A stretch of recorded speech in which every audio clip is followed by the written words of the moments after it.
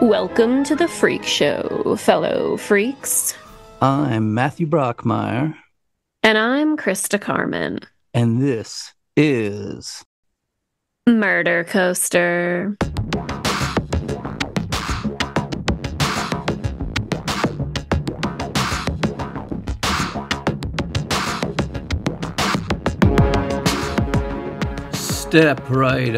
step right up, ladies and gentlemen, and behold a crazy case of satanic panic run terribly amok. A tale of murder, brutality, and sheer stupidity as we cover Krista Pike, the youngest woman ever sentenced to death in the United States. Over the years, Krista has been called many things. A she-devil, the most evil woman alive, a monster, and America's worst teenager. All of which are arguably true, and she is no doubt a terrifying sociopath. But in many ways, what she is what she looked like. A traumatized and lost little girl. And this is her story. Let's begin. Prologue. The Devil and the Mean Girl.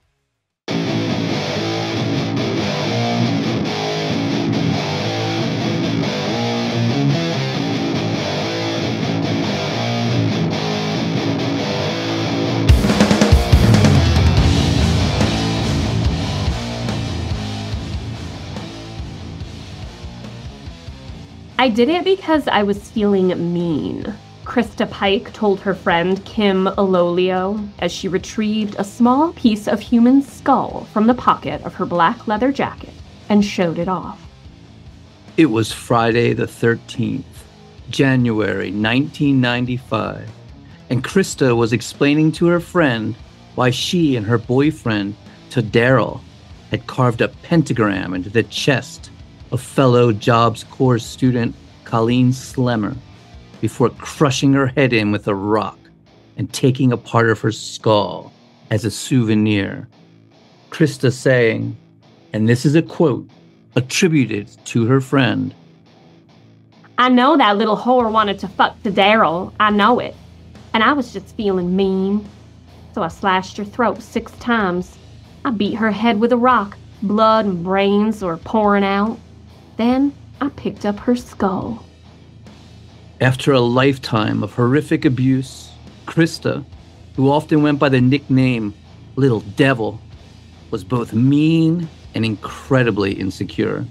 And Krista had become convinced that Colleen was trying to steal her boyfriend Daryl's ship from her, though everyone at the Job Corps said that was not the case.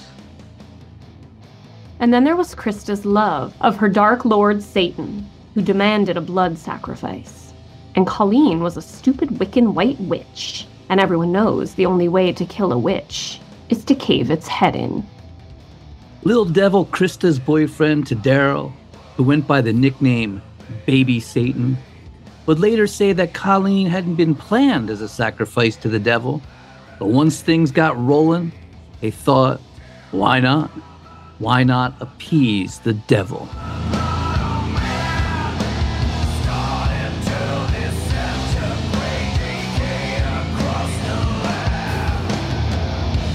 Krista even had a devil tattoo, though it was nothing sinister, just a cute little cartoon devil with Lil Devil written under it. Krista and Daryl were soulmates and made a very interesting couple. Krista was a white girl from West Virginia with a very heavy Appalachian accent. Though she was 18 and over a year older than Daryl, she looked much, much younger. She looked practically like a child, petite with a baby doll face, thick curls of dark auburn hair that gleamed copper in the light. But what she lacked in stature, she made up for in spunk. She was lively, a talker, full of attitude and ready to scrap, eyes gleaming, full of life. Daryl was a 17-year-old black kid from a wholesome, church-going family in Memphis. While Krista was the product of abuse in a broken home, having lived in the streets, Tadaro was from a stable and loving household. He was a good-looking kid, full, wide cheekbones, a prominent chin, classically handsome, but he had dull, dead eyes. He was sluggish, slow, with a below-average intelligence, and rarely spoke. The two had met there at the Job Corps Center in Knoxville, Tennessee, where they were both students. Job Corps is a federal program started by President Lyndon Johnson in 1964 as part of his war on poverty to give low-income youth work skills that has 120 campuses across the country that provide free education and training, as well as housing and meals. Boxer George Foreman and musician Charles Bradley both credit Job Corps with helping them get on their feet as youths. The Knoxville Job Corps was a 350-student center that had been operating for 15 years. But by 1995, the Knoxville Job Corps Center was absolutely out of control. It was situated in an old, dilapidated motel on Dale Avenue, covered in graffiti in the inner city that had become notorious for wild, disruptive youths. There was gang activity, drugs, hustlers, thieves. Kids ran around completely unsupervised, literally screaming down the hallways. Word soon spread throughout the Knoxville Job Corps Center that Krista had murdered fellow student Colleen in a jealous fit and saved a part of her skull. But no one said anything or alerted authorities until 2 days later when a grounds maintenance worker at the neighboring University of Tennessee discovered the half-naked, battered corpse in a refuse ditch in Tyson Park. Topless, covered in cuts and dirt, throat cut 6 times, the crotch of her pants cut away, her head just a bloody pulp. Investigators, interviewing students, then heard of the rumors and quickly noticed that 4 people had checked out of the center on Thursday evening: Colleen Slemmer, Krista Pike, Daryl Shipp, and their friend, Shadola Peterson. But only 3 had checked back in. When interviewed by police, Krista quickly confessed to it all, smiling and laughing the whole time. The investigators couldn't get over how young she looked, like a little girl, as she giggled and talked about brutally murdering and torturing her fellow student. Police asked if she'd take them to the park and show them where the murder happened and how it unfolded. And she was like, "Sure, let's go." Investigators decided to videotape it, and Krista smiles right into the camera, the sunlight glinting her auburn hair a deep red, her round, pale face incredibly childlike, eyes gleaming, laughing, smiling. She skips through the woods, telling them how she'd brought along a meat cleaver and a box cutter, and tricked Colleen into thinking they were going to go smoke some marijuana. Then described how she started punching Colleen, and Colleen had fallen down. Krista herself then throws herself on the ground to display the fight, acting it all out like it was a high school play, and saying, "I told her to shut up, and I kicked her in the face, and I just kept kicking, and she tried to run away, so I cut her back."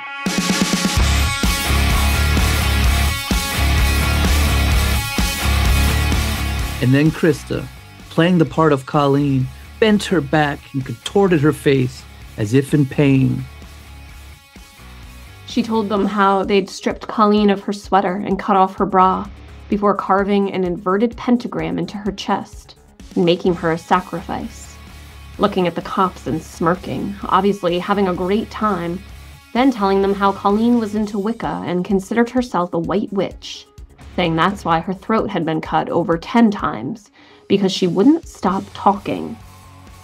She tells the police that even after she cut Colleen's throat, Colleen wouldn't stop talking, saying, quote, "She just kept talking and talking and talking, and I was thinking I just sliced her throat. How could she keep talking? Then she'd get back up and I'd push her down and hit her with a rock. I could hear how she was breathing. She was like breathing blood in and out, kind of gurgling. She was jumping and jerking, and I just kept hitting her and hitting her and hitting her with the rock. But she was still breathing, you know? But she wasn't talking anymore. I said, Colleen, do you know what is doing this to you? She only moaned. Krista smiled into the camera and said that was when Colleen finally died. Investigators were stunned by the casual brutality described by this childlike figure and wondered just what kind of monster they were dealing with. Chapter 1. Krista. Krista Gale Pike was born March 10, 1976, to Carissa Hansen and Emil Glenn Pike in Beckley, West Virginia. Krista was born into a world of absolute horror. Her tiny brain already damaged the moment she took her first breath of air. Krista's mother, Carissa, was an alcoholic who drank heavily while pregnant, causing Krista to suffer from fetal alcohol syndrome and be born with organic brain damage, a malformation of the brain that caused her to have seizures as an infant. Krista was sickly and premature and had to be rushed immediately to another hospital after birth, and her mother wouldn't see her for over 4 days. Infants imprint their mothers in their brain, forming a lifelong bond, gazing at them as they're held and fed, and psychologists believe that a baby's first week of life is an important time, a period of imprinting and bonding that gives the infant a feeling of security and well-being, a feeling newborn Krista never had. And for the rest of her life, she would suffer from anxiety and fear over being abandoned. Krista's father, Glenn, was an alcoholic as well. And while Carissa worked, Glenn sat around drinking all day. And Krista says she was regularly beaten and abused by him for as long back as she can remember. The drunken parents were incredibly neglective. At one point, when Krista was still a baby, her mother, Carissa, was partying when someone called on the phone in a panic saying Krista was having a seizure. Carissa just told them, "She'll be okay, don't worry about it." Glenn catches Carissa cheating on him and divorces her. And Krista, who is just a toddler, gets left with her maternal grandmother, Zola Fotos, who, like her daughter, was also an alcoholic, who'd verbally abuse little Krista, beat her, and lock her in the closet. Krista's aunt, Carrie, says she'd come to Zola's house to find it filthy. Zola passed out drunk, and little Krista crawling through a floor strewn with dog shit. And incredibly disturbingly, it's believed Krista was sexually molested by Zola's boyfriend when she was just a toddler. Krista lived for a short time with Aunt Carrie. Then Carissa attempted suicide, prompting Glenn to return, and they again made a go at being a family, getting married for the second time. But it didn't last long. Carissa would soon completely abandon the family, running off to North Carolina with a new boyfriend. And then Krista would be left with her father's mother, her paternal grandmother, Delpha Pike. And this would be the happiest and most stable years ever in Krista's life. For years, Krista lived happily with Delpha, the elderly grandmother and small child making a happy family. Delpha read to her every night, played with her, becoming a mother figure and playmate. But when Krista turned 12 years old, grandmother Delpha died of cancer. Krista went to the wake, walked to the front of the funeral home, and stared down at her grandmother in the casket. And the little girl collapsed in grief, weeping uncontrollably, inconsolable, flailing her fists. Though it was no fault of Delpha's, Krista had been abandoned yet again, this time by the only person in the world who'd ever showed her unconditional love.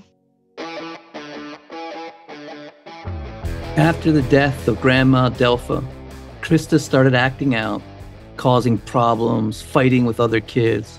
She was surly with teachers. And at just 12 years old, she was raped by a neighbor and then attempted suicide for the first time by overdosing on Tylenol. She briefly saw a psychiatrist, but just stopped going. No one cared. no one seemed to care at all, and life just cruelly went on. Krista would be shipped off to North Carolina to live with her mother, then act out, get in a fight, and be sent back to West Virginia to live with her father until they started fighting, then back to her mother in North Carolina, eventually switching back and forth between 12 separate schools. Always the new kid, never staying anywhere long enough to make any lasting relationships.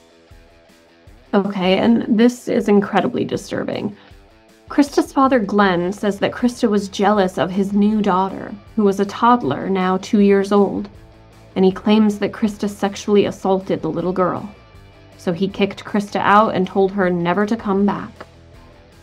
Krista then moved back in with her mother and her mom's new boyfriend, a very, very unstable home. When the boyfriend, drunk out of his mind, began to beat Krista's mother with a belt, Krista pulled a knife on him, told him she was going to cut him up. So he punched Krista in the face and then sexually assaulted her. Child Protective Services were called because of this incident, and Krista was removed from the home, but was returned only 3 months later with very little follow-up. Krista is now 14 and does whatever the fuck she wants to. She quits school, starts hanging out in the street, drinking, smoking weed. She gets a boyfriend who she lets sleep in her bedroom. And eventually Krista and her mother Carissa find an understanding, become friends, drinking and smoking weed together, becoming more like roommates than a mother and daughter. As Carissa would later say, I had no control over Krista. No one did. She pretty much did what she wanted to. She would run away. Police would bring her home. She would run away again. She didn't want to be in my house. I felt sorry for myself. I drank. She had a live-in boyfriend. I let him move in because she was so infatuated with him. I was afraid she would leave again and be living on the streets. So rather than them live on the streets, I let him live with me. It was a total party pad, and Krista and her boyfriend even started growing weed in the house. It wasn't all fun and games, as if it had ever been, but shortly after turning 17, Krista was raped by a stranger. She was taken to the hospital, the police were called, but they did nothing. It was never pursued, the perpetrator was never found.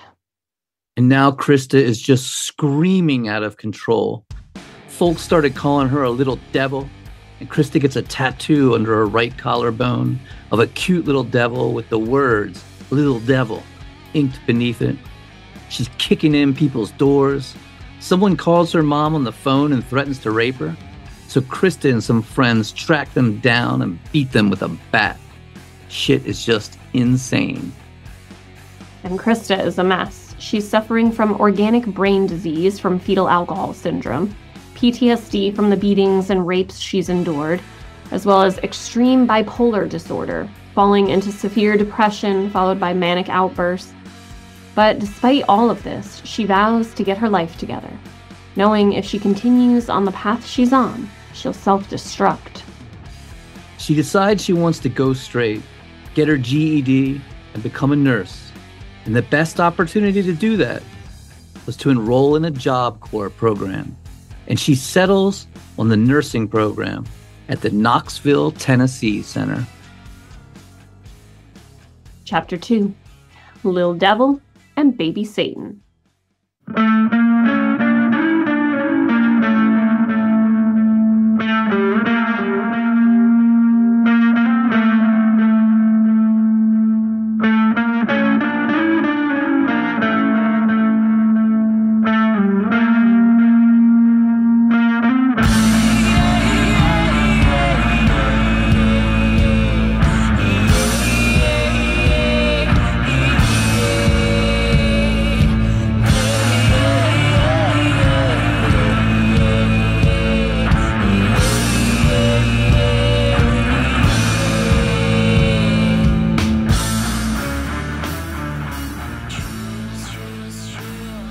So, in 1995, Krista Gale Pike ends up at the Knoxville Job Corps Center, a graffiti-covered, rundown motel infamous for out-of-control teens going wild.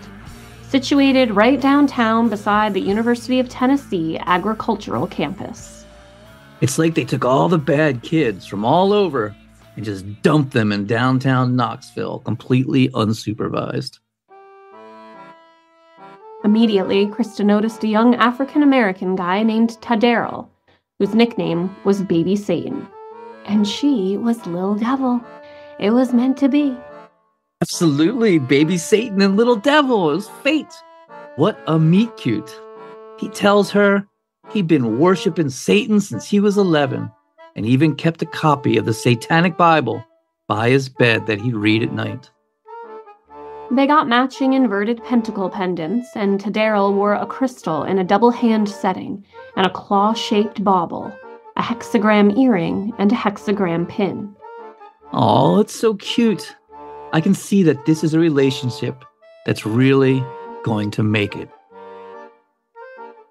Taddaryl grew up in Memphis. His father was the area Nike manager, his mother the Coca-Cola payroll administrator. It was a stable, loving household, his parents fixtures at the local Methodist church. Taddaryl wasn't bright. He only had an IQ of 90, and he becomes a real problem child when he gets into his teenage years. He's doing terribly in school, acting out, dabbling in drugs, and then telling his Methodist conservative, hardworking, Jesus-loving parents that he loved Satan, which really didn't sit well with them. He got a Ouija board. He became obsessed with dark magic, which may have been a calling because of his name. And you know the first part of his name is an ancient magical spell, right? Don't think I did. Ta-da! Did not think you were going there. I was like, Tadar, bad joke. Break it in. Tadar. that was. I walked so hard right into that one. Well, not knowing what else to do, they sent him to a mental hospital, the Lakeside Hospital in Memphis, thinking maybe he had schizophrenia. But he wasn't schizophrenic. He didn't exhibit any of the traits. He wasn't hearing voices or having paranoid delusions. He was just dumb and obsessed with the devil. He's basically just a Hesher. Taddaryl's parents just didn't know what to do with their rebellious, Satan-loving child. They talked to school administrators, looked into sending him to the local military academy, finally settled on Jobs Corps. So at 16 years old, Taddaryl, now calling himself Baby Satan, got on a bus in Memphis and headed to Knoxville, where he hoped to get his GED and eventually attend the University of Tennessee. Taddaryl and Krista were an instant couple. She's moon-faced and pale and looks much younger than she is. She looks like she's like 14. And he's this dopey, short, black dude with these dull, dead eyes. Taddaryl built an altar to Satan in his dorm room, and they'd pray to it together. Krista picked up a satanic statue with horns and a sword and a crystal somewhere, and they'd read Taddaryl's copy of the Satanic Bible.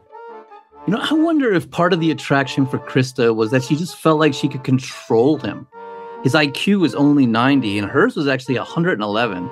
He was pretty dumb, and his whole idea of LaVeyan Satanism was just so completely off.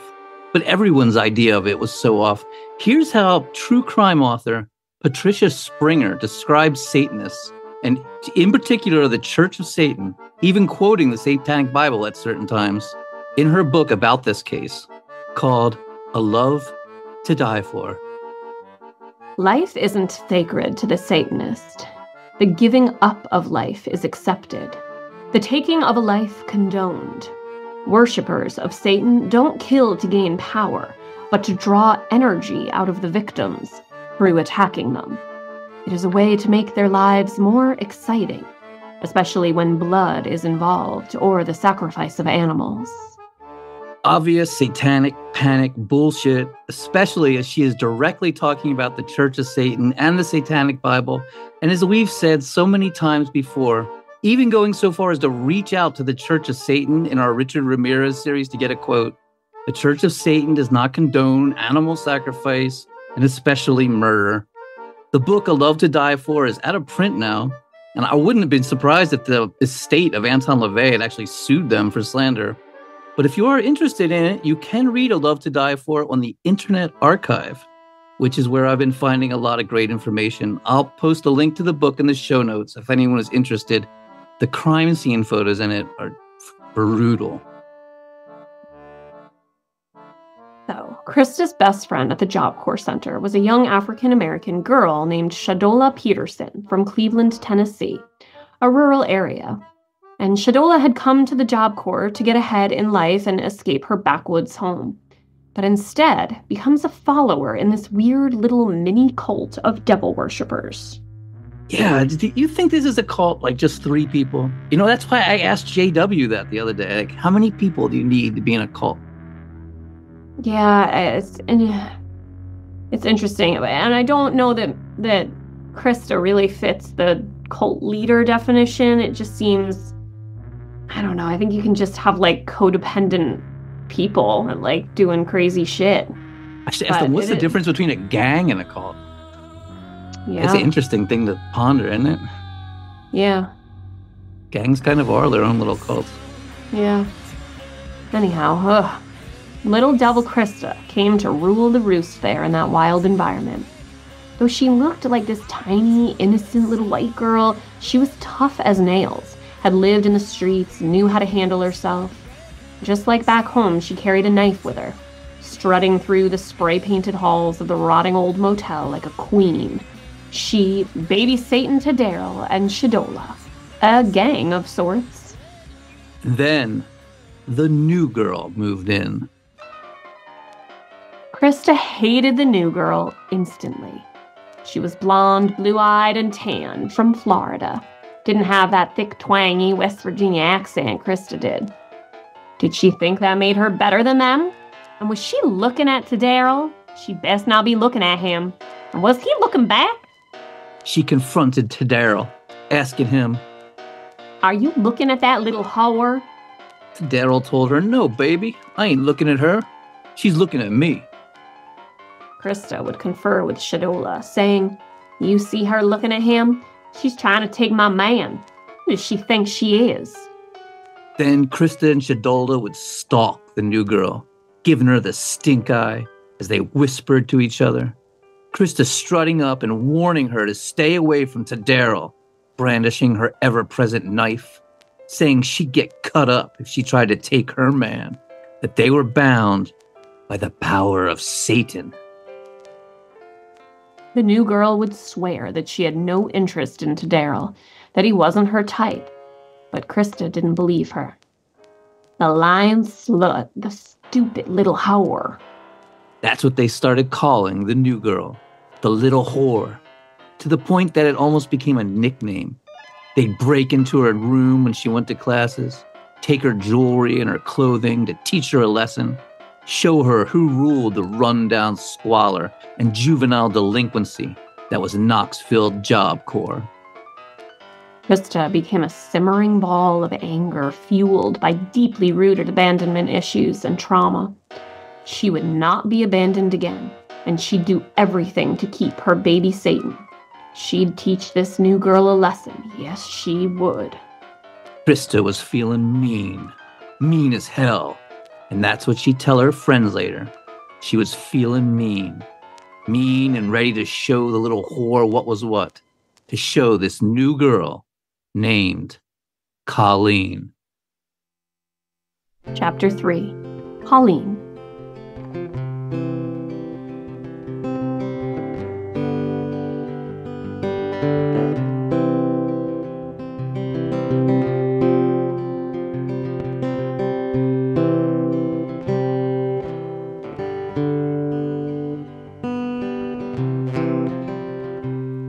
Last night you went and bought some cigarettes, and I know that she hates it when you smoke. I don't know why you're breathing in, my friend, but you've got to breathe it out before you choke. I wish come back to Nashville meant that I was on your mind. I wish you'd say it with that look you get when she walks by. I don't always feel like that. this. It's just sometimes I think that I wish you'd say, come back to Nashville, but mean come back to me.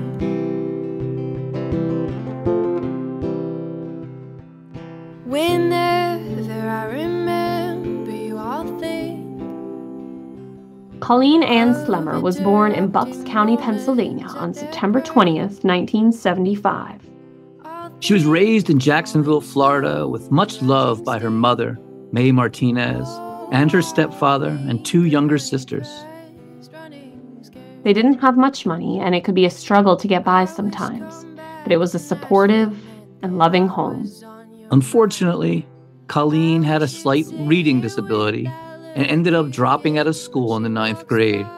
She worked a string of fast food jobs, rolling burritos at Taco Bell, and wrapping hamburgers at Wendy's. In many ways, she was the all-American girl next door, sparkling blue eyes and a sweet smile. She loved nature and dabbled in Wicca and white magic, but she wasn't satisfied with life. She wanted more than to just flip burgers. She wanted to get into computers. The internet was just beginning to really come into its own, and she could wisely see there was a real future in computers.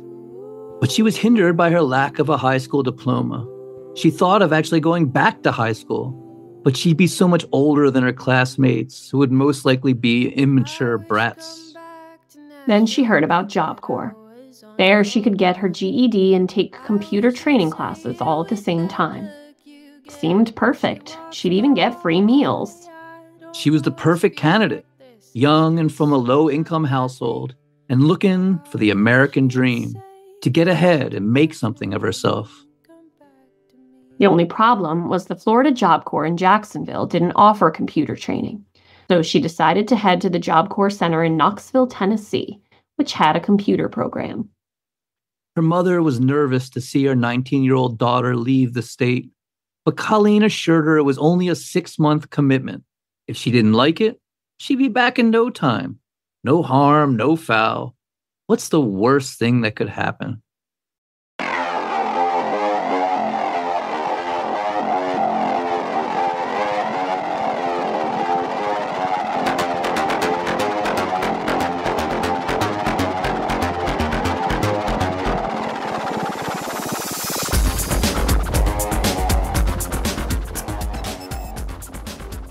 So in September 1994, Colleen packed a suitcase, kissed her mother, stepfather, and baby sister goodbye, and hopped on a bus headed into the rolling hills of Tennessee, where her future awaited her. She envisioned a modern campus, beautiful and college-like, with austere buildings separated by cute green patches of grass, with students playing frisbee and studying in the sunshine. But when she got to downtown Knoxville, she was greeted by a run-down converted motel covered in gang graffiti and filled with cigarette smoke. Within a week, she was calling her mother and telling her how she hated it, how depressing it was, saying the students ran wild, would literally run through the halls of the old motel screaming. And worst of all, she was being targeted by this crazy girl named Krista, who kept accusing her of trying to steal her boyfriend, which was ridiculous. She wasn't even attracted to him. He was short and dopey. She liked tall, smart guys. Guys into computers. That was her thing, computers. And she thought how he worshipped the devil was stupid. She was into nature and crystals. Krista and her friend Shadola would stalk Colleen, spread rumors about her, say she was a little whore, making her life completely miserable. Krista even tried to start a fight with her and would wave a knife at her, saying she was going to cut her up. It was so scary for Colleen. They'd even broke into her room and stolen her jewelry and clothes. She couldn't prove it was them, but she knew it was. They didn't even try to hide it. So she went to a Job Corps counselor to complain, saying, and this is a quote, "There are 3 students who keep stalking me. They come in my room, take my things, threaten me. One girl even came in my room with knives. She thinks I'm after her boyfriend, but I'm not." The Job Corps counselor condescendingly told her he'd look into it, but nothing was ever done. Colleen spent Christmas 1994 with her father in Pennsylvania, which she would say was one of the best Christmases she ever had. And she returned to Tennessee with renewed spirit and vigor, determined to finish up her classes and then return to Florida. She'd had it with Job Corps, but she'd finish with her 6-month commitment and be strong. And when she got back to Job Corps Knoxville, things seemed different. She wasn't the new girl anymore. She'd stayed strong and proven herself. And Krista was suddenly being nice to her, which was such a relief. Krista even asked her if she wanted to go rent a movie. Maybe they could smoke some weed in the woods along the way. Who knows? Maybe they'd actually become friends. So on January 12th, 1995, Colleen called her mother, happy and breezy, saying, "Not much longer until I can come home. Gotta go. I'm going to Blockbuster to pick up a movie. I love you, Mom. Bye." 2 hours later, she would be dead. Chapter 4. The Murder.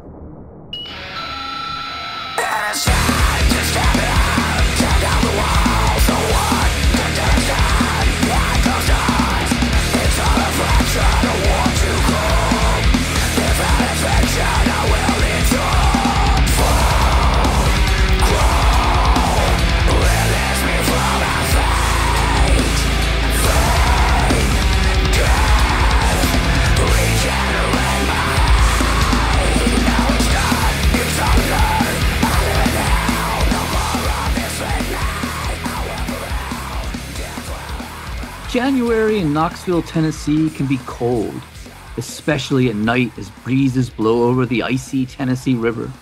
So Colleen pulled on the pink and blue sweater her mother gave her for Christmas and then a warm jacket, left her room, locking the door behind her, signed out at the head office, and headed out to the parking lot to meet her nemesis, Krista Little Devil Pike, hoping they could make amends and become friends.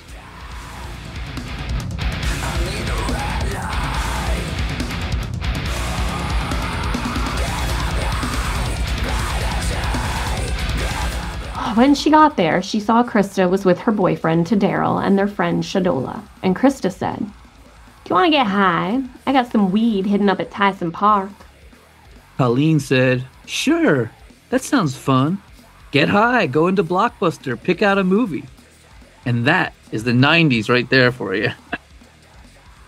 They walked down 17th Street to Cumberland Avenue, which they called the Strip, then crossed through the brick entrance into Highland Park.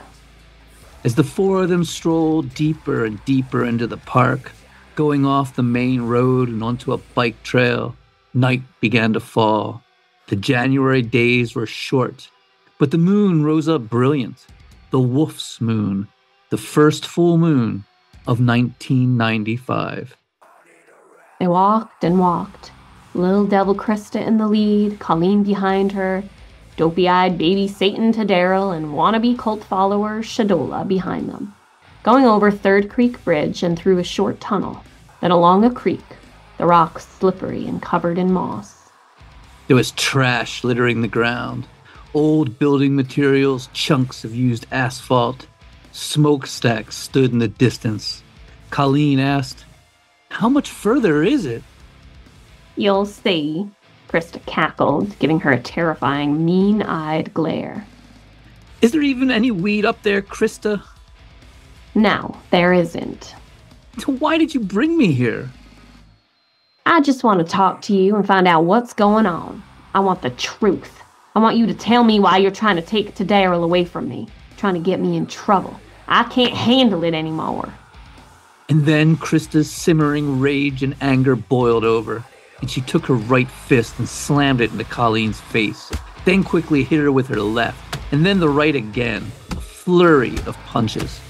Krista was little, but she'd lived on the streets and knew how to fight. Colleen covered her face and pleaded, "Please, stop, please," as Krista continued to talk and swing at the same time. "I don't appreciate everything you've been doing. Why you keep on being such a smart ass?" Colleen then ducked and backed away, screaming, "Is this why you brought me here, to do this?"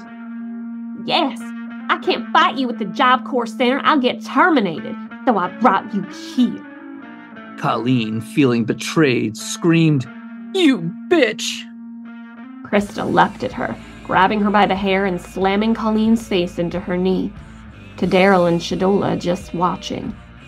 Colleen fell to her knees, clutching at Krista's legs, and Krista jumped back and began kicking her, slamming her foot into Colleen, still screaming. I know all this stuff you've been saying. I know you want to fuck him.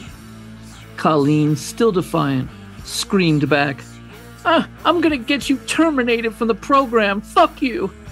And Krista kicked her square in the face, blood squirting from her nose. Clutching her face and weeping, Colleen stumbled to her feet and began to run, trying to get away. But baby Satan stuck out a leg as she passed, tripping her, and she crashed into a puddle on the ground. Little Devil then commanded baby Satan to bang her head in the ground and knock her unconscious. Which dumb baby Satan to Daryl did, Colleen weeping and looking up at him as he grabbed her by the hair and slammed her head into the ground. She asking, why? Colleen closed her eyes and lay there, her breathing ragged, and baby Satan released her. After a moment, Colleen again attempted to flee, rolling over and scrambling to get up, but baby Satan to Daryl and little Devil Krista each grabbed one of her legs and dragged her down into some dense underbrush. And that is when Krista reached into the pocket of her leather jacket and whipped out the box cutter, using her thumb to slide the razor blade up. She then slashed it across Colleen's belly, the blade slicing right through the Christmas sweater her mother had bought her and into her gut, blood spilling out. Shadola, shocked by how far things had gone, then screamed at Krista, "If you let her go, she's going to tell on you and you're going to go to prison. You better do something or you're going to be in deep shit. Don't let her get up and tell on you." Yet again, Colleen struggled to get up, turning over and clawing her way to her knees, standing to run when Krista picked up a rock and hurled it into the back of her head. Colleen stumbled and fell, but got back to her knees again, when Little Devil Krista ran up behind her and grabbed her by the ankle, dragging her back into the bushes. Colleen, sniffling, now began to try to reason with Little Devil, saying, "Please, Krista, please, can I just talk to you? Can we just talk?" Krista sneered, a hand on her hip, the bloody box cutter in the other. "What would you have to say to me now?" "Just let me up and I'll walk to Florida. I'll walk to Florida, I won't come back, walk home, and I won't say anything about you at all, I promise." "Bitch, you're stupid. I don't want to talk to you. It's too late now. I'm not about to let you go from here and tell on me." Krista was now leaning over Colleen, spitting the words into her face. "I'm not going to be rotting in prison because of your stupid ass." And she was swinging the box cutter, slicing Colleen's hands as she raised them to protect herself, slicing at her chest and belly. Colleen still screaming, "I'll walk to Florida, I swear, just let me up and leave me alone. I'll leave right now." "Shut up," Krista said, kicking Colleen in the face. "Now, take off your clothes." "What?" "You heard me, take off your clothes." Colleen removed her jacket, and when she hesitated to remove her sliced-up bloody sweater, dumb baby Satan to Daryl grabbed the sweater and yanked it over her head. He then threw the sweater into the brush, tossed the coat high into the branches of an oak tree. Colleen shivered in the cold, the sun now fully set. Her right bra strap had been cut in the box cutter attack and hung off her. But gathering some final strength, Colleen turned, wearing only her jeans and shoes, clutching her bra to her chest, and began to dart away. And that's when Krista retrieved the meat cleaver she'd stolen from the kitchen, dangerously sharp. As to Daryl's screamed obscenities, Krista began to wildly hack at Colleen, striking her in the left shoulder blade, the cleaver tearing down her back all the way to her right hip, the flesh parting, blood leaking. Colleen again crashed to the ground, howling, "Why are you doing this? Please let me go, please!" Now, covered in mud and abrasions, her back and belly torn open, Krista grabbed her between her legs, hissing. You lose this if you don't use it right. Krista then cut the fabric from the crotch of Colleen's jeans with the box cutter before raising it to slit Colleen's throat, the soft, pale flesh opening up, exposing muscle and tissue, and then again and again. Over 10 times she slashed at her throat. That should shut her up, Krista said. But she was wrong.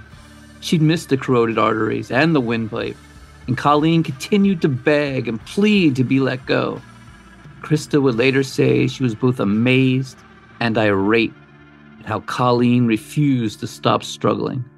So Krista took a scrap of cloth she used to tie her hair back and wrapped it around Colleen's mouth as a gag, baby Satan helping, pulling it tight and tying it into a knot, as Krista screamed, Shut up, shut up, shut up! Then baby Satan took the box cutter from Little Devil and sliced the front of Colleen's bra, holding it free, exposing her breasts, and according to him, at that moment, he decided to perform a sacrifice to the devil, it being the day before Friday the 13th and a full moon as well, and he began to carve an inverted pentagram into her chest. When he was done, Krista finished the ritual, taking the box cutter and circling the downward-facing 5-pointed star, forming an inverted pentacle. They had now been in the woods for over an hour of unbridled horror, terror, and torture. Little Devil Krista then bent down over Colleen and whispered, Do you know what's doing this to you? Do you? Then Krista Pike took a jagged and broken piece of asphalt, lifted it above her head, and brought it down on Colleen's face, crushing her nose, and again decimating her face. And as Colleen shifted, turning, Krista brought the rock of tar and pebbles down behind her ear, so hard it cracked her skull in two. And now baby Satan spoke up, saying, Stop. That's enough. Little Devil Krista wasn't done. She wanted more and said, No, I want to see her brains. So again, Krista brought the jagged hunk of asphalt down behind Colleen's ear, this time so hard her skull shattered, tiny pieces fracturing off, and brain matter oozed out from the hole. There it is.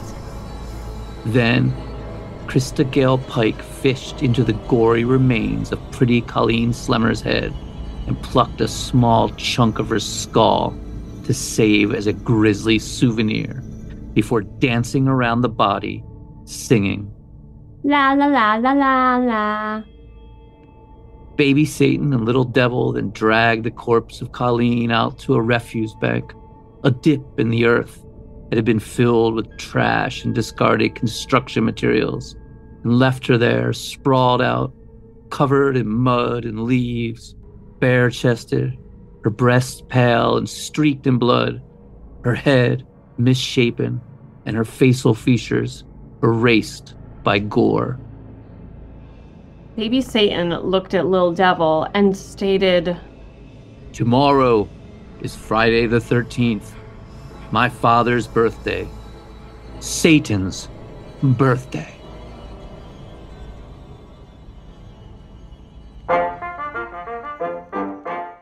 Which is the dumbest fucking thing I ever heard. Where the hell did he get that? From his Methodist grandmother or something? It's not even an actual date, Friday the 13th. And, I'm not going to bore everybody with the history of Friday the 13th, which we could do a whole podcast on. I'm just going to say this guy is an absolute idiot with no idea of what Anton LaVey was trying to say with the Satanic Bible. Just, ugh. Chapter 5, The Aftermath.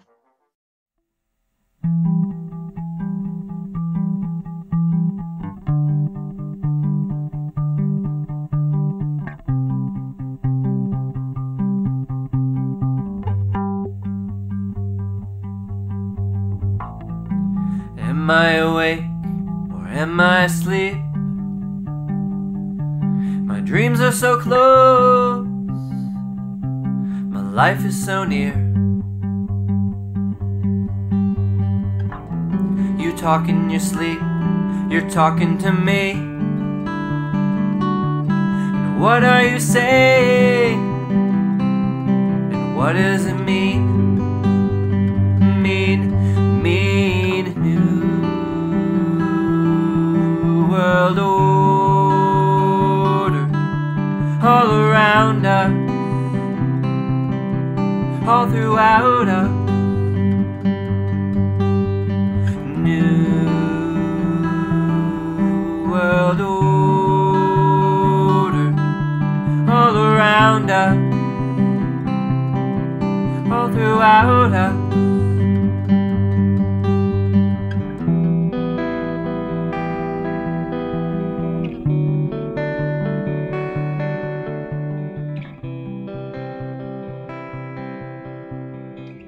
The next day, Friday the 13th, Krista was bragging to everyone, showing off her grisly souvenir, and the rumors were spiraling, though no one reported a thing. It would take 2 days for the body to be discovered. And during that time, no one in charge at Job Corps even noticed Colleen was missing. Dude, what a fucking shithole that place must have been. When the body was finally discovered, police swarmed the area, putting up crime scene tape. Little Devil Krista returned to the scene of the crime, pestering the police, asking them if they had any clues, smiling and batting her eyes, acting for all the world to see as just an innocent little girl. But then, finally, someone told the police about all the rumors circulating that Little Devil had sacrificed Colleen to the devil because she was trying to steal her boyfriend. And Krista, smiling all the time, would give a full confession, even leading them out to the murder scene and performing for the camera.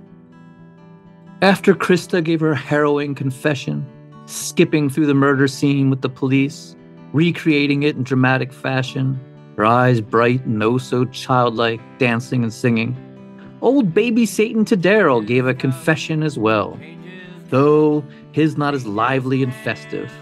He was mopey and stupid, saying it was unplanned, but at one point he just decided to make a sacrifice to the devil. When other Job Corps youths heard Colleen was dead, they raided her room and stole all her belongings. When Colleen's mother came to collect her personal effects, all that was left was 3 pairs of socks. That is cold. So fucking cold. Ugh. An investigation was done to find all the occult members in Job Corps, and they found none. Of course not. Little Devil and Baby Satan weren't occult leaders. They were moronic children. But the Knoxville Job Center was shut down. It's probably a good thing. And it was found that Knoxville Job Corps officials were helping the delinquents. They were getting them out of juvenile hall and allowing them to flee the state before trials.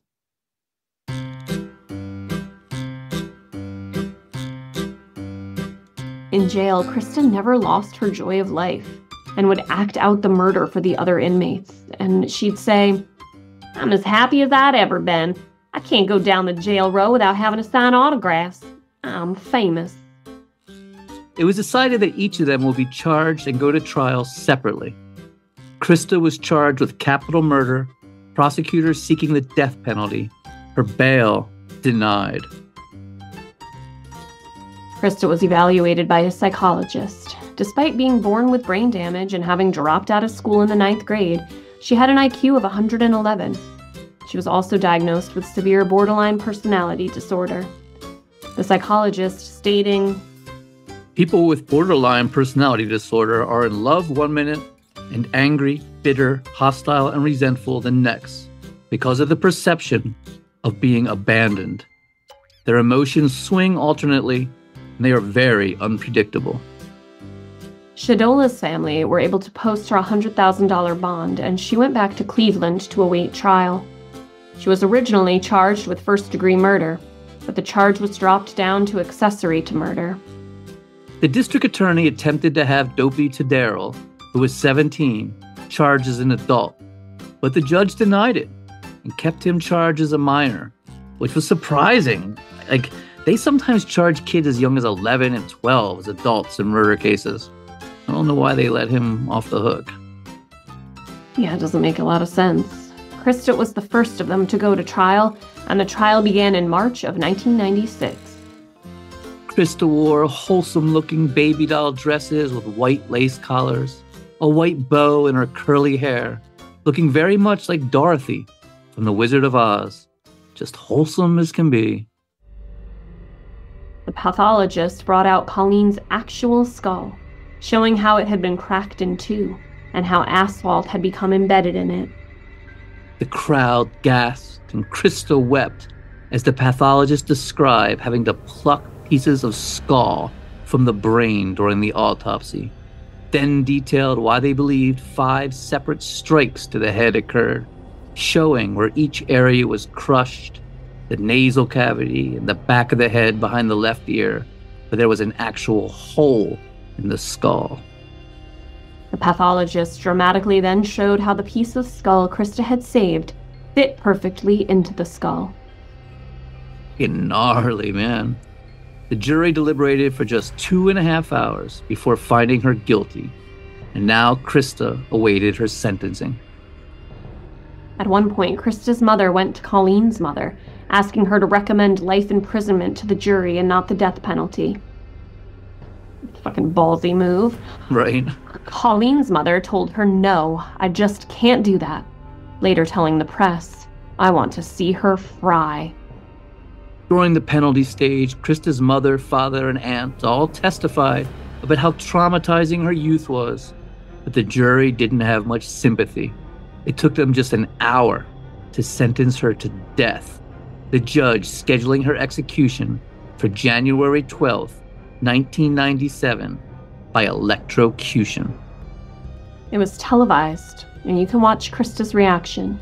Very dramatic, as she looks so young and begins to weep. By this point, she's 20 years old, but in those videos, she looks so much younger, just like a little child. And there are clips of this circulating on TikTok and Reels you can watch. And that's actually how I became aware of this case, by seeing one of these clips and being like, what did this sweet and innocent-looking little girl do? Jeez. Krista Gale Pike was now the youngest woman to ever be sentenced to death in the United States. She put on her little girl act, crying and weeping, acting innocent and sweet and full of remorse, and then promptly wrote a letter to Tadero, which was intercepted by authorities, reading, "You see what I get for trying to be nice to the little whore? I went ahead and bashed her brains out so she'd die quickly instead of letting her bleed to death and suffer more, and they fucking fry me? Ain't that some shit? Tell your lawyer if he wants me to testify for you, I will. I'd spend every moment with you if I could. Love you for the rest of my life." and she signed it, Little Devil. Krista was then transferred to the Tennessee Prison for Women in Nashville to await execution. Then Shadola Peterson appeared before the judge. She denied taking part in the attack in any way, and in a plea bargain, she was given a 6-year sentence with 460 days served and released right there on probation.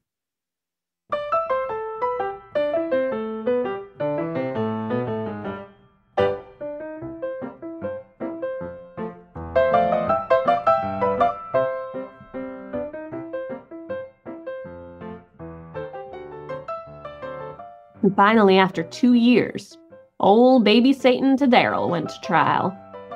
He was all spruced up. He had himself a nice haircut, was wearing a suit and a tie, but he still had that dead look in his eye. He really does have a dead look in his eyes. The prosecution didn't pull out Colleen's skull this time, but they didn't have to. After hearing both his and Krista's recorded confessions, the jury gave him a life sentence. And you may think we're at the end of our story, but oh no, no, no. It just keeps getting weirder and weirder. You aren't going to believe this shit. Chapter 6, Little Devil in the Big House.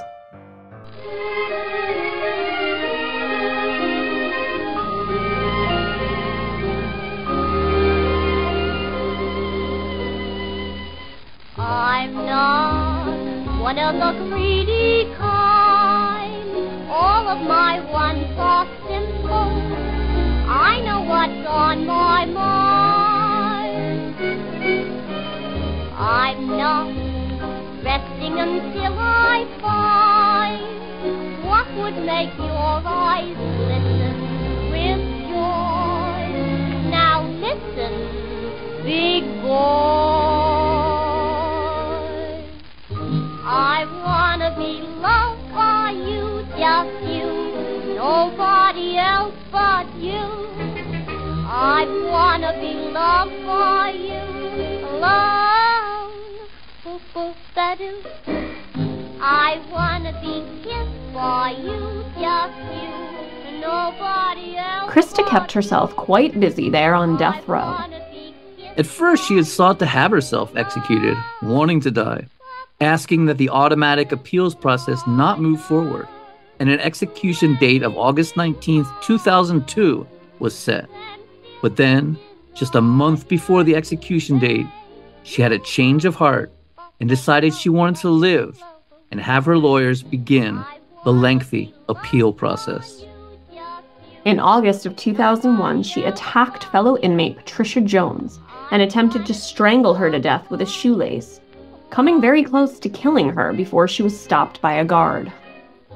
As Krista described the incident in a recorded phone call with her mother, Trisha was running her fucking mouth, and she is constantly doing it. You know I hate that shit. So I wrapped that shoestring around her neck and tried to choke the fucking life out of her. She was passed out on the ground, Mama, twitching, foaming at the mouth.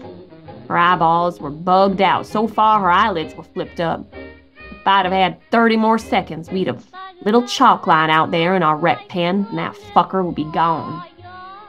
Meanwhile, she's fucked up, dude. Meanwhile, Krista had found both a new love and a means of making some money. She'd hooked up with a guy named Eric Holler, who goes by Eric Gein, as a tribute to the infamous ghoul, Ed Gein. Eric ran Serial Killers Inc., one of the top murderabilia websites, a place where you could buy paintings by John Wayne Gacy, signed photos of Charles Manson, and letters and memorabilia from all kinds of serial killers and terrible people. Krista and Eric really hit it off. They were writing each other's steamy letters, which he sold on his website, and he'd even sell her panties online. Yes, you could buy Lil Devil's dirty panties on the internet. What a fucking world we live in. Is that where Orange is the New Black got the idea? Didn't they have a dirty panty running scheme? Did you watch that show? I've seen episodes of it, but I missed that. I know maybe that is where they got it. They definitely had that on the show. Yeah. That was a new one to me. I never knew you could buy a prisoner's panties online. There's no limit to the things you don't know. Why are you surprised? What I'm not panties you buy online? Right. There was even talk of marriage between Krista and Eric, but apparently the relationship fizzled out. Oh, what a shame. Yes. I really thought he was the one. But Krista had her mind on other things, namely escaping prison, because along came a new love of her life, Donald Kohut. Donald Kohut was a scam artist, identity theft, and credit card fraudster from Raritan Township, New Jersey, who somehow became infatuated with Lil Devil Krista, who'd now grown out of her little girl look into honestly quite an attractive woman. Donald began writing Krista letters. Soon they were talking on the phone. And by 2011, Donald was driving the nearly 1,700-mile round trip from Flemington, New Jersey to Nashville, Tennessee, to visit Krista once or twice a month. While visiting Krista on death row, Donald made friends with the prison guards, in particular, one Justin Helfin, who seemed to have a soft spot in his heart for the Satan-loving little murderer Krista. She is adorable and absolutely terrifying.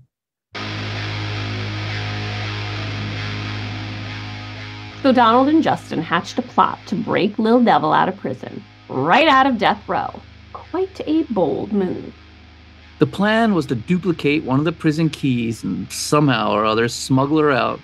But when other guards were brought into the fold, word leaked out, and the attempted prison break was thwarted by a joint investigation involving the Tennessee Department of Corrections, the Tennessee Bureau of Investigation, and the New Jersey State Police. Donald ended up being sentenced to 7 years in prison. The prison guard, Justin Heflin, who cooperated with authorities after his arrest, served no prison time, but was terminated from his job with the Tennessee Department of Corrections. At least they didn't let him keep his job there. Jeez. But Krista had found a new love at this point, Tadva the Magician. Chapter 7. Tadva the Magician.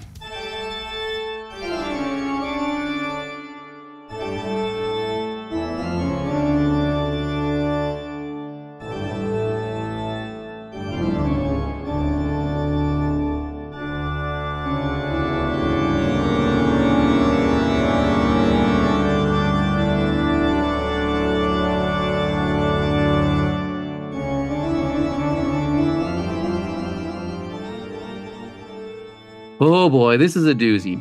The story of Tadva the Magician.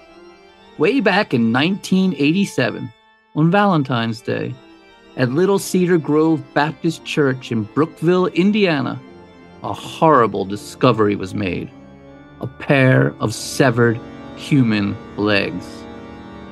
The legs lay about 30 feet apart in a wooded area behind the church, which was just off of Highway 52. The legs were those of a white female and were severed about 8 inches above the knee. They were clad in blue jean pant legs with the feet and lower part of the leg in red and white striped socks inside tan, suede cowboy boots. It was a real mystery as to who the legs belonged to and who had sawed them off. But eventually, family members of a missing Ohio woman were able to identify the severed legs as belonging to Monica Denise Lemon, age 21, who had been missing since February 9th. Monica Lemon was a college student and waitress at Buskin Bakery in downtown Cincinnati. Co-workers at the bakery described her as quiet and dependable and someone who aspired to make something of herself. But as investigators dug deeper into the life of Monica, they discovered she had a love of the occult and black magic and was part of a sect of so-called witches, the leader of whom was a fellow named Tadva the Magician. Tadva the Magician was a 24-year-old wannabe warlock named John Lee Fryman, who lived in a rundown trailer with his girlfriend Beverly Cox. When a search warrant was issued for the trailer, investigators found an interesting scene. Fairfield Police Detective Eddie Roberts told reporters, "In one of the bedrooms, the walls, the ceilings, the floor, everything is painted black. He's got a table made like a podium, and on top of the podium is a granite headstone. There are all kinds of black candles, and there's a name on the headstone, and it's a legitimate headstone." Items seized during the search included an inverted cross, a silver chalice, ceramic goat's head, 9 figurines, a book of magic, and an animal's jawbone, as well as a butcher knife, a handsaw, and a hacksaw. The tombstone that made the altar was covered in black candle wax and had been stolen from the same Indiana church where the legs had been dumped and belonged to the wife of the church's very first minister. It read, "To the memory of Elizabeth, wife of William Tyner, who departed this life August 2nd, 1810, aged 36 years and 3 days. The thing weighed 450 pounds, and investigators couldn't understand as to just how John had stolen it and gotten it there and put it in his trailer. Some even theorized he may have used black magic levitation spell. And investigators discovered more crimes committed by the magician and his girlfriend as well. On February 11th, 1987, only a few days after killing Monica, John and Beverly had shot a gas station attendant in the face during a robbery of Clark Oil Company on Dixie Highway in Fairfield, Ohio. Although the victim, Tammy Sue Rose of Fairfield, would survive the shooting, she would have no recollection of the attack and require months of physical therapy to recover. So on Thursday, February 19th, John Lee Fryman and Beverly V. Cox were arrested At around 4 o'clock along US 40 outside of Richmond, Indiana, Beverly was carrying a .22 revolver in her purse for which she had no license, and this gun would later be identified as a match to the weapon used to shoot Tammy Sue Rose. The pair quickly confessed. John claimed it was an accident that had been caused by demons, saying Monica had entered the sorcery room, and when he inserted a clip into his handgun, demons caused it to discharge. Saying about the legs, quote, I drove to Indiana. I went to the church as it was a place I practiced magic. By throwing the legs there, I increased the power of that spot. But Beverly claimed it was no accident, that it was a ritualistic killing, that John had Beverly read an incantation he'd scrawled on his closet door, saying, In the name of Satan, the ruler of the earth, the king of the world, I command the forces of darkness. Come forth and answer to your names by manifesting my desires. And as she finished the incantation, John snuck up behind her and shot her in the head. The two said the legs had been severed because the corpse was too large to fit into John's Ford Pinto station wagon, and that the rest of the body had been thrown into a dumpster. Authorities traced the contents of the dumpster to a landfill outside of Cincinnati and searched it for days using backhoes, but they were never able to recover the rest of her body. So sad. It was just too massive, the Fairfield city manager Robert Gerhard said. They all felt terrible that they couldn't locate Lehman's remains for the sake of the family. While in jail, Beverly's father showed up with one Reverend Walter Sherman of Trinity Episcopal Church, and they held an exorcism right there in the jail cell. Yes, an exorcism for Beverly Cox was held while she was in jail. Insane. How has that not been made into like a movie yet? There we go. Let's do it. Let's write it up. Send it to your agent. As they read the ancient rites to dispel the demons within her, Beverly says, quote, I was pounding the walls with my fist, pounding my head against the walls, pacing the floor. My body went blue. I could not stop shaking. It was horrifying. You gotta love it. It's crazy. And Beverly, now cleansed of the power of Satan, was given complete immunity in exchange for her testimony against John at his trial, which evidently pissed him off, because then he changed his entire story, saying it wasn't an accident, that it was actually Beverly who committed the whole thing. She'd done the murder, and she shot the lady at the gas station as well. But the jury did not believe it. The jury deliberated 6.5 hours before returning a verdict of guilty of aggravated murder while committing felony kidnapping, which made John Fryman eligible for the death penalty. Additionally, the magician was convicted for attempted murder and aggravated robbery stemming from the gas station holdup and the shooting of Tammy Sue Rose. So John Fryman, aka Todva the Magician, is rotting away in prison. And in 2015, who should he receive a letter from but Lil Devil herself, Krista Gale Pike. And the two start a correspondence that quickly turns quite steamy and romantic.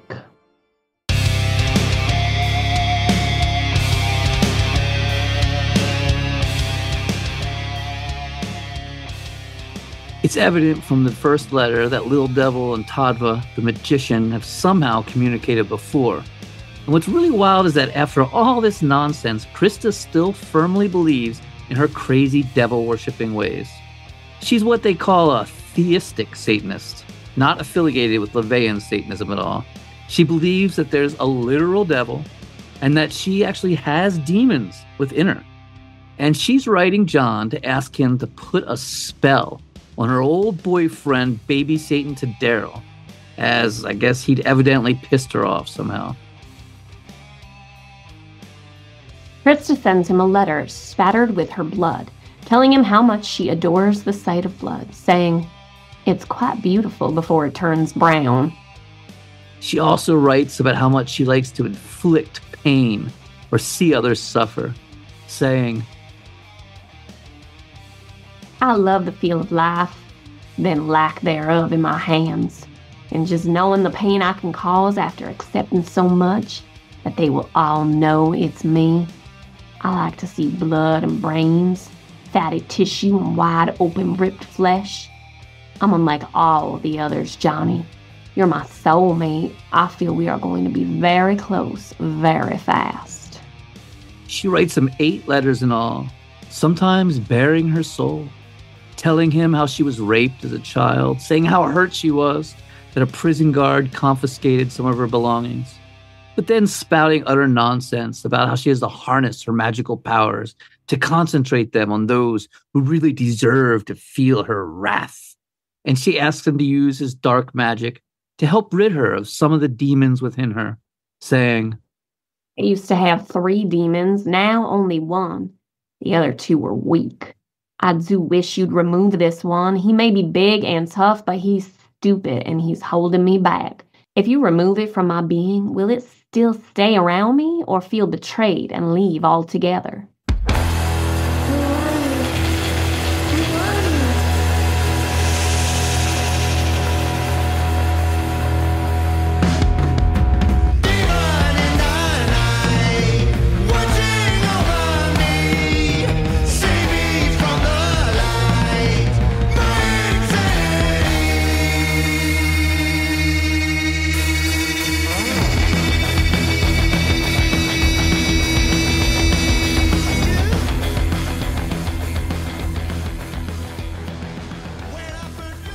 She also describes the pleasure she got out of beating another girl in elementary school, revealing her deep-seated sadism and antisocial personality disorder. The letters get steamier and steamier, as well as weirder, but really reveal how she sees herself. She writes to him, See, I have an innocent baby face of an angel. It disguises me to a lot of people. I need my horns so I have something to hang my halo on. It surely would fall without it. Johnny, I do love you. Make love to my mind. Eternally, your Princess Krista Gale. But John Fryman, a.k.a. Todva the Magician, who developed a reputation as a snitch in prison and nearly been murdered because of it, well, he utterly betrays Krista. And he sends the 8 letters to the Knox County Assistant District Attorney General, Bill Crabtree, saying to him, I figure all these things are of more value to you than to me. You see, Mr. Prosecutor, dude, I'm down in prison for satanic murder, killing one of my witches, though the body was never recovered. Rather, they only found a pair of legs that had been severed from the body behind an abandoned church in Indiana. They say that I practice magic still, and Krista loves me. Go figure, huh? And that spelled the end of the romance between Lil Devil and Todva the Magician. Aw, poor little devil. As Shakespeare said, who could refrain that had a heart to love, and in that heart courage to make love known? Chapter 8. The Lil Devil Today.